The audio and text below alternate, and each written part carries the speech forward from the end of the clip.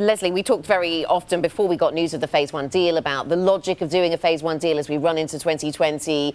President Trump making the assumption that this is going to play well for him to sort of make peace, I guess, with China. How does it play out from here, though? This trade tension, this trade spat he's already started. This is just Phase 1. Does he need to keep this going if he wants to be successful in 2020? How is it playing? Well, I mean, there's a couple of things here. It's very hard to put the genie back in the bottle when it comes to opening up the entire question of China, China's fair play, China's domestic economy.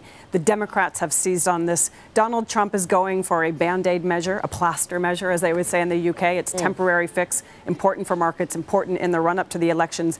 But it makes him vulnerable to the Democrats, especially the progressive Democrats, who will take this on as a very big issue. You have not gotten us the fundamental reform on technology transfer, on intellectual property and state-owned enterprises, on the WTO rules.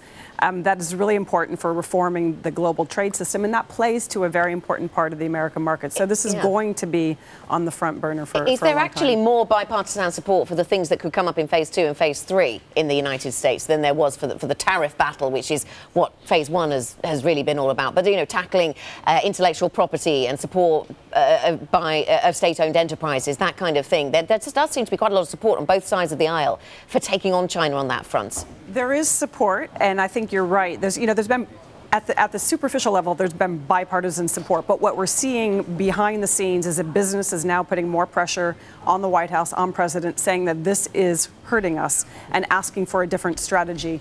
Those broader concerns are clearly important. They have resonance, but there is a question of how you pursue them. And critical to that, right, is America's relationship with its European partners. I'm not convinced that there will be support for taking on both of those challenges, Europe and China, at the same time. I think a lot of Americans would like to see stability with their European trading partners at the same time that the question of China is taken much more seriously.